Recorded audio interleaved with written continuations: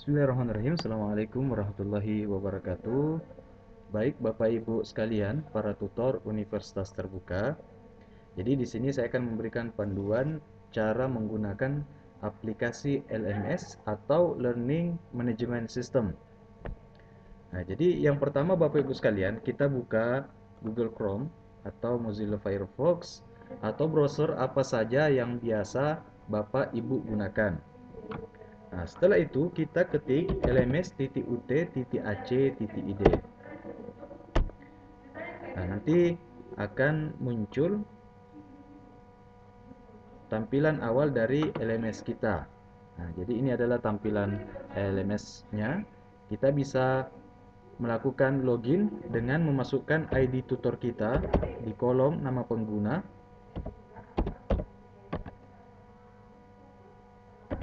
Kemudian kita masukkan tanggal lahir kita di kolom password. Nah, tanggal lahir kita itu ada 8 angka, jadi tidak ada embel-embel lain.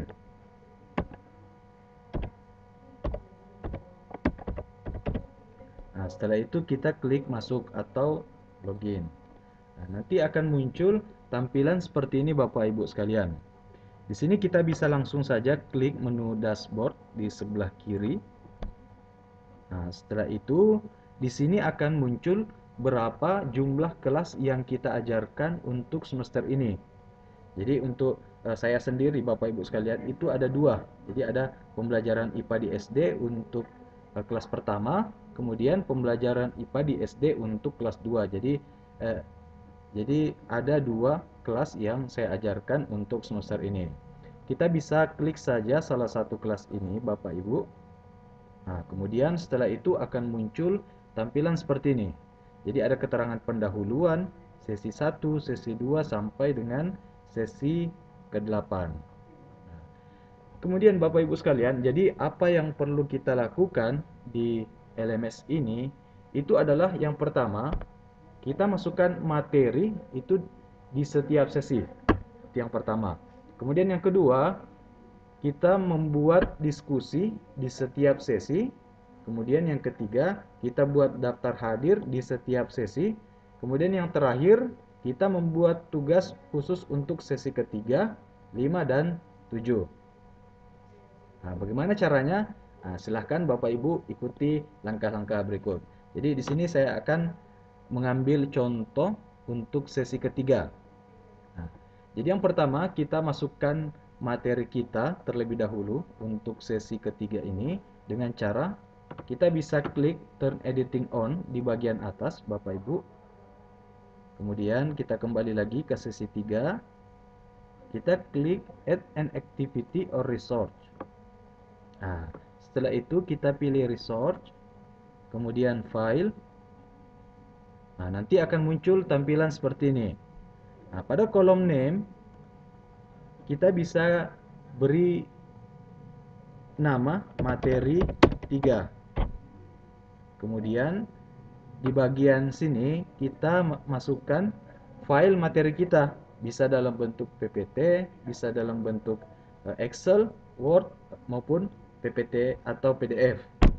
Nah, kita klik menu add di bagian sini Bapak Ibu. Kemudian upload a file, kemudian pilih file atau choose file. Kemudian di sini kita cari materi kita yang kita simpan di laptop kita masing-masing. Jadi di sini misalnya saja ini adalah materi yang akan saya unggah. Nah, setelah kita temukan, kita klik satu kali kemudian pilih open. Nah, setelah itu kita pilih upload this file. Nah, setelah itu Bapak Ibu sekalian kita scroll atau geser ke bawah.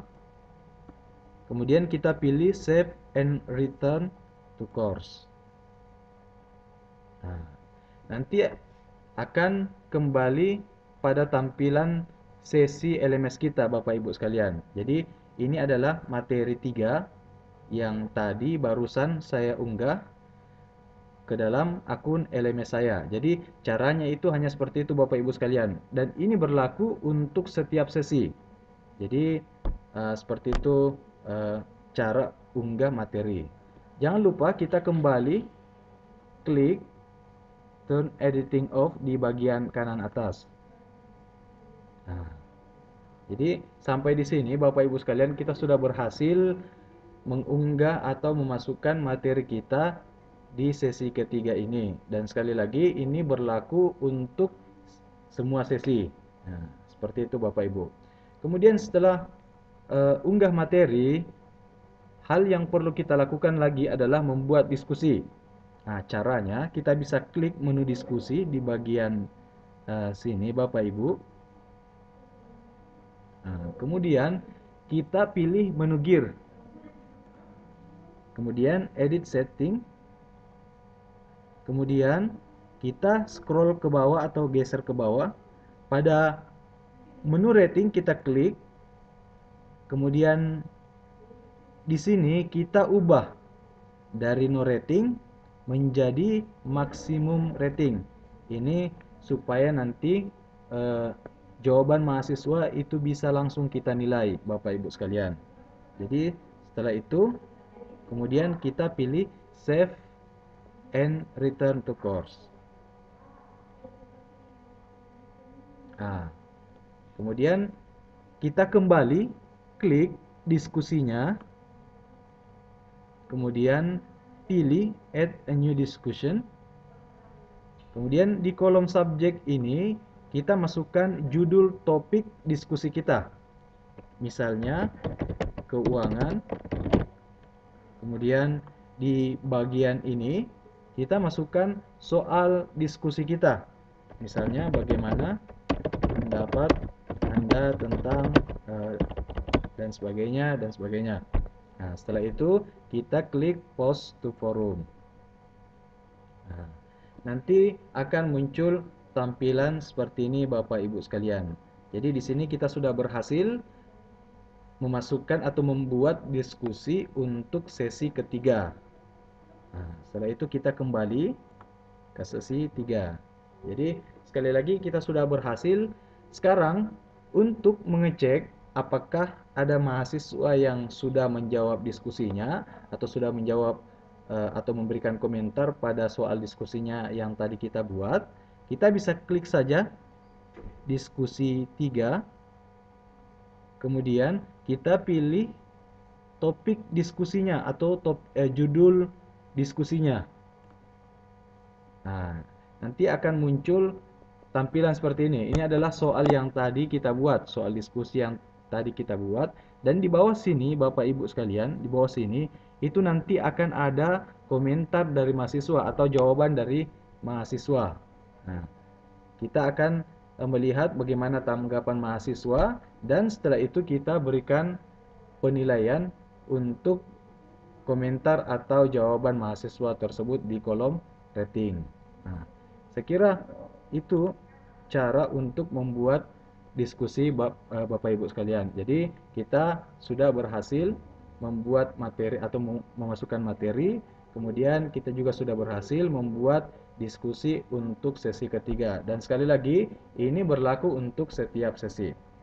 Selanjutnya akan saya jelaskan bagaimana cara membuat daftar hadir dan cara membuat tugas untuk sesi ketiga, 5, dan 7.